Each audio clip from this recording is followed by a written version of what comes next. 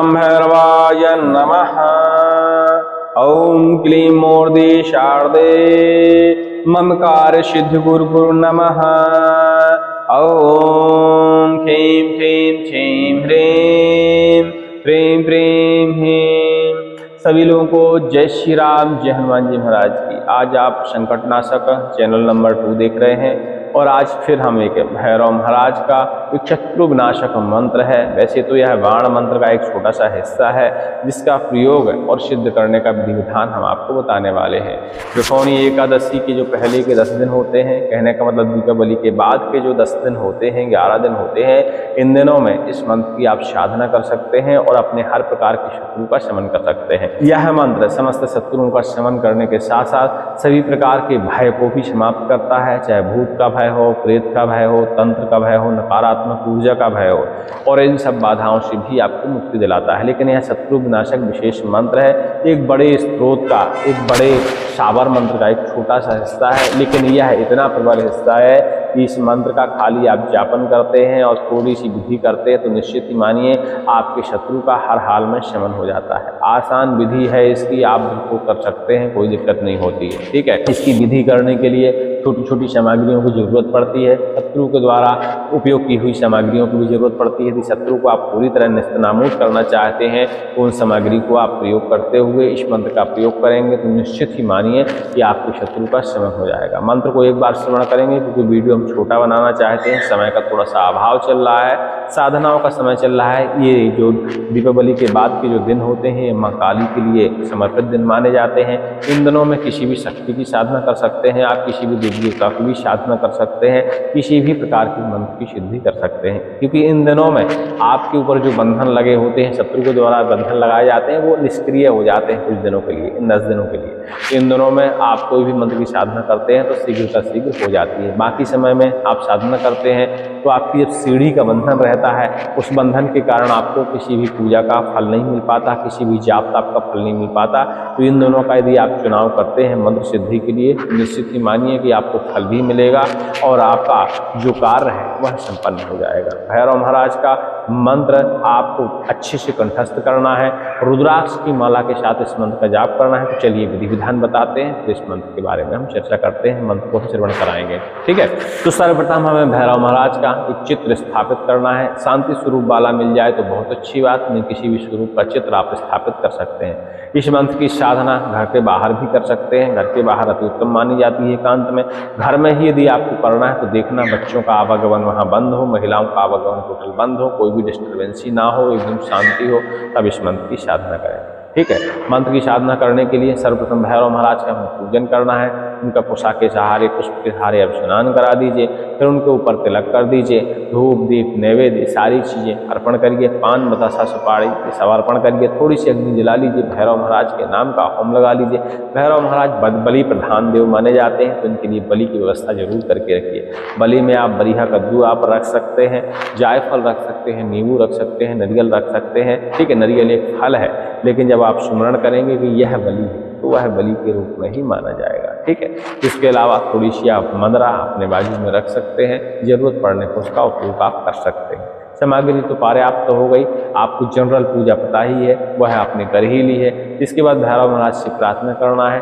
अब देखिए व्यक्तिगत शत्रु का नाम आप ना लें तो बहुत अच्छा रहता है, क्योंकि भैरव महाराज निर्णय के देवता माने जाते हैं। यदि वास्तविकता में आपका शत्रु दोषी है तो उसे दंड दे देते हैं, लेकिन आप साधना कर रहे हैं, भैरव महाराज की सिद्धि कर रहे हैं तो दंड तो देखिए सामने वाले को मिलता ही है हर हालत में। लेकिन निर्णयों को देता होने के कारण यदि सामने वाला बेकसूर होता है तो कुछ दंड आपको भी भुगतना पड़ता है। तो व्यक्तिगत नाम ना लेते हुए भैरव महाराज से आप इस तरह प्रार्थना कर सकते हैं कि भैरव महाराज मेरा जो भी शत्रु है, मेरा जो भी घात करता है, मुझे जो पीठ पीछे घात पहुंचाना चाहता है, मेरा नुकसान करता है, मुझे जो तंत्र मंत्र की बाधाएं चलाता है, ऐसे शत्रु का आप अपनी इच्छा अनुसार शमन करिए। चाहे वह भूत हो, प्रेत हो, तंत्र हो या जिंदा शत्रु हो, उसे मिटा डालिए, उसे समाप्त कर दीजिए, उसे जला के भस्म कर दीजिए, उसका भक्षण कर लीजिए।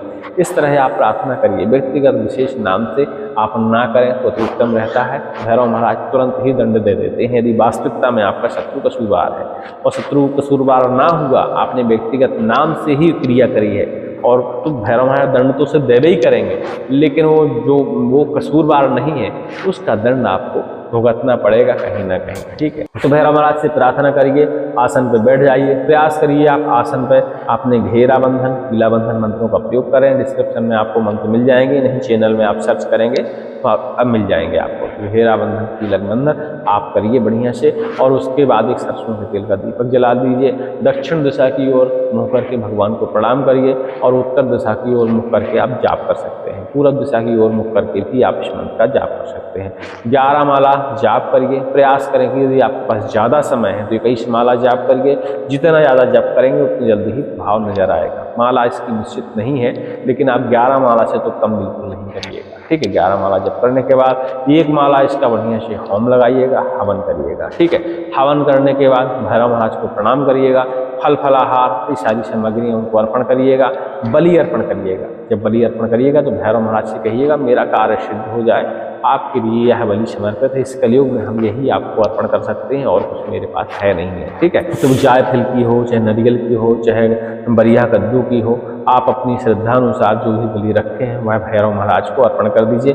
बलि को किसी तेज धार वाले अस्त्र से उसे 2 टुकड़े में काटकर भैरव महाराज के सामने उसे चढ़ा दीजिए, वह बलि हो जाएगी। ठीक है, बलि चढ़ाने के बाद बाजू में एक मिट्टी का पात्र रख लीजिए, छोटा सा पात्र होना चाहिए, कोई भी जो मदरा लाए हैं उसका धार आप दीजिए इसी मंत्र का पाठन करते हुए। धार देने के बाद यह मंत्र की साधना संपूर्ण हो जाती है। जो आपने भस्मी बचाई है, जो हवन किया है, उसकी भस्मी तो बचेगी बचेगी, उस भस्मी का उपयोग आप झाड़ा फूकी में प्रयोग कर सकते हैं, शत्रु के शमन में भी प्रयोग कर सकते हैं। उस भस्मी को आपको एक चुटकी लेना है, इसी मंत्र का 11 से 21 बार, 51 बार, 41 बार, 108 बार पाठ करते हुए उस भस्मी को अपने शत्रु के घर की तरफ, शत्रु की दिशा में फूंक कर देना है। समझ लीजिए शत्रु का उसी क्षण से विनाश होना शुरू हो जाएगा। प्रमाणिक मंत्र है, इसके बहुत ज़्यादा प्रभाव देखने को मिलते हैं, और इस मंत्र के बारे में आप कहीं भी पढ़ेंगे इसकी जानकारी आपको मिल जाएगी, क्योंकि यह मंत्र में फल बहुत ही कम होता है। ठीक है, चलिए आप मंत्र को श्रवण करते हैं। ओम ब्रह्म भैरवाय नमः। ओम काल भैरव शमशान भैरव, काल रूप काल भैरव, मेरो बेरी तेरो आहार रे, काढ़ी कलेजा चखन करो कट कट। ओम विकराल भैरव, बटुक भैरव, भूत भैरव, महाभैरव, महाभय विनाशनम देवता, सर्व सिद्धिर्भवे। ओम काल भैरव शमशान भैरव, काल रूप काल भैरव, मेरो बेरी तेरो आहार रे, काढ़ी कलेजा चखन करो कट कट। ओम विकराल भैरव, बटुक भैरव, भूत भैरव, महाभैरव, महाभय विनाशनम देवता, सर्व सिद्धिर्भवेत्। ओम ब्रह्म भैरवाय नमः। ओम काल भैरव शमशान भैरव, काल रूप काल भैरव, मेरो बैरी तेरो आहार रे, काढ़ी कलेजा चखन करो कट कट। ओम विकराल भैरव, बटुक भैरव, भूत भैरव, महाभैरव, महाभय विनाशनम देवता, सर्व सिद्धिर्भवेत्। ओम ब्रह्म भैरवाय नमः। ओम काल भैरव शमशान भैरव, काल रूप काल भैरव, मेरो बैरी तेरो आहार रे, काढ़ी कलेजा चखन करो कट कट। ओम विकराल भैरव, बटुक भैरव, भूत भैरव, महाभैरव, महाभय विनाशनम देवता, सर्व सिद्धिर्भवेत्। ओम ब्रह्म भैरवाय नमः। ओम काल भैरव शमशान भैरव, काल रूप काल भैरव, मेरो बैरी तेरो आहार रे, काढ़ी कलेजा चखन करो कट कट। ओम विकराल भैरव, बटुक भैरव, भूत भैरव, महाभैरव, महाभय विनाशनम देवता, सर्व सिद्धिर्भवेत्। ओम ब्रह्म भैरवाय नमः। इस तरह का देखिए मंत्र है, मंत्र को बढ़िया से कंठस्थ करिएगा। 11 से 21 माला जो भी आपको करना हो जप करिएगा, हवन करिएगा इसी मंत्र का। इसके बाद भैरव महाराज से प्रार्थना करिएगा। बाकी सिद्ध करने की मंत्र की विधि तो आपको पता हो गई, प्रयोग करने की विधि के आगे चलते हैं। तो प्रयोग करने का विधान भी आपको एक पता चल गया। दूसरा विधान यह होता है भोजपत्र पर अपने शत्रु का आपको नाम लिखना है। हवन में जो आपने हवन किया है उसकी भस्मी एक चुटकी इस भोजपत्र के ऊपर रख देना है। शत्रु के द्वारा उपयोग किए हुए कोई वस्त्र, कोई कपड़ा, जो भी चीज़ हो, नाखून, बाल, जो भी आपको चीज़ें मिल जाती हैं, इसी भोजपत्र के अंदर रखकर उसकी एक बढ़िया से पुड़िया बनाना है। काले रंग के धागे से उसे बांधना है। एक पत्थर के साथ इसको बांधकर किसी बहते हुए नदी में डुबा देना है। ऐसा करने से शत्रु का शमन धीरे धीरे होने लगता है। जैसे जैसे भोजपत्र का सड़न होगा, खत्म होगा, जैसे ही वह फटेगा, मतलब जैसे ही वो विलीन होना शुरू होगा पानी के साथ, या उसे मछलियाँ काटना शुरू करेंगी। जो भी हो, जैसे ही वह भोजपत्र अपना टुकड़े में बंटना शुरू होगा, उसी प्रकार आपका शत्रु नष्ट होना शुरू हो जाएगा। ऐसे इसके प्रमाण माने जाते हैं। उम्मीद करते हैं हमारी बात को आप समझ गए होंगे। बाकी बची हुई सामग्रियाँ, पूजन सामग्रियाँ सब आपको नदी में विसर्जन कर देनी है, लेकिन भस्मी आपको बचा के रखनी है, क्योंकि मंत्र आपको सिर्फ एक ही बार सिद्ध करना है। इसका आप सैकड़ों बार प्रयोग कर सकते हैं। भूत प्रेत बाधा होने पर या किसी और प्रकार की तंत्र बाधा होने पर इस मंत्र से आप झाड़ा लगा सकते हैं और उस भस्मी को आप तिलक कर सकते हैं, थोड़ी सी पान करा सकते हैं। लेकिन ध्यान देना, ये सारी चीज़ें आपकी भावना के ऊपर काम करती हैं। उस समय भावना आप क्या रख रहे हैं, परोपकार की भावना रख रहे हैं, उसे ठीक करने की भावना रख रहे हैं, तो यह मंत्र ठीक होने की स्थिति में काम करेगा। सामने वाले व्यक्ति को आराम देगा, उसकी भूत प्रेत बाधाओं का शमन करेगा, उसकी तंत्र बाधा का शमन करेगा। इसी भस्मी का यदि आप स्मरण करते हो कि इसका शमन हो जाए, तो उसका शमन होना शुरू हो जाएगा। वो आपके मन की भावना के ऊपर निर्भर करते हैं। मंत्र उसी प्रकार यह मंत्र कार्य कर आपकी भावना के ऊपर कार्य करते हैं। चाहे आप शत्रुनाश में प्रयोग करें, चाहे इस मंत्र का प्रयोग परोपकार में प्रयोग करें, निश्चित ही मानेंगे। लेकिन यह मंत्र विफल नहीं होता।